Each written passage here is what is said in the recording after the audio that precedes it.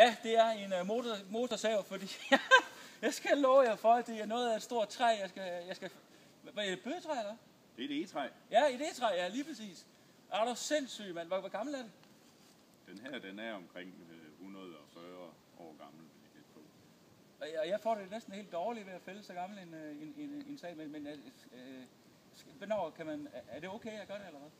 Det er helt fint. Det er det helt optimale tidspunkt at gøre det på, for hvis det er, at lige præcis på den her lokalitet, hvis det her træ får lov at stå længere, jamen så vil skovejeren miste værdien af de hvad kan man sige, råvaren, som der er, den vil begynde at degenerere, og der vil skabes det, der hedder ringskøre for eksempel i træet. Det er møbelfabrikanterne ikke så glade for. Jeg har nået at vælte ind i skoven på vej herhen til træet. Jeg er ikke så skovrideragtig, men jeg håber ikke, jeg vælter nu, når jeg skal til at fælde det her mega store træ. Jeg skal lige høre, hvad skal jeg være meget bevidst om nu, når jeg fælder træ? Jamen det, man skal være meget bevidst om, når træet vælter, det er sådan set at kigge op.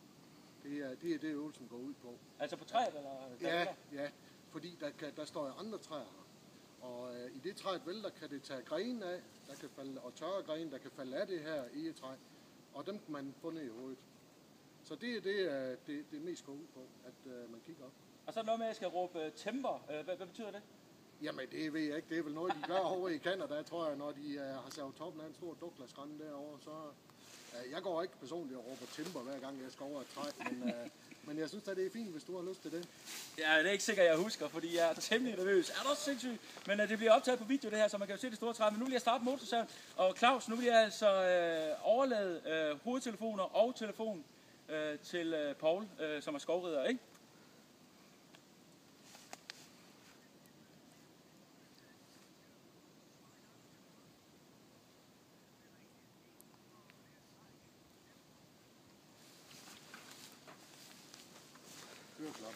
Ja. Du skal det bare rykke i.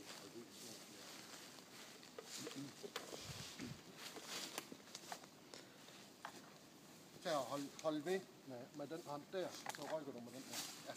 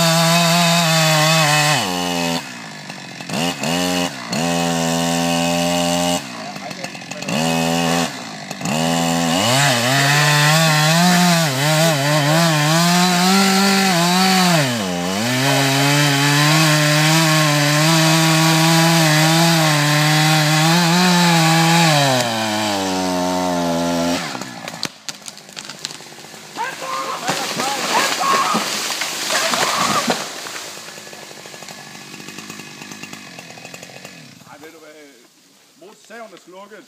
Kim, han lever. Han sveder meget. Men han har et stort bredt smil på i hele masken. Det er der ingen tvivl om. Og nu får den thumbs up her også. Vi har en glad mand, det kan jeg se. Og træet, det er helt. Vi har undgået, at der er sket det, der hedder flæk i træet. Og det er meget, meget vigtigt. Det betyder også, at Kim han har faktisk fældet træet rigtig flot, og det har fået den rigtige vinkel ned, således at vi bevarer værdien til savværket her, som så skal forarbejde møbler af det. Timber for helvede! Hvad skal du i morgen, Kim? Mangler du mand? Ja, det var min skovarbejder Karsten, der spurgte til, om han kunne få lidt assistance her fremadrettet. Hold nu kæft, det var hårdt. Det kan han nu. Ja. En træt følelse. Det er altså hårdt at lave radio, kan jeg i hvert fald afslutte. Men jeg har også mærket på ham der skovarbejderens muskler. Han er der sindssygt, det er hårdt, mand. Men jeg har en fed følelse. Det er ligesom at... Jamen, det ved jeg ikke. Altså, hoppe fra hvad det hedder, da jeg hoppede fra 5 meter vippen. Altså, den der følelse af, at man har overvindet noget stort. Det var sindssygt. Jeg er glad.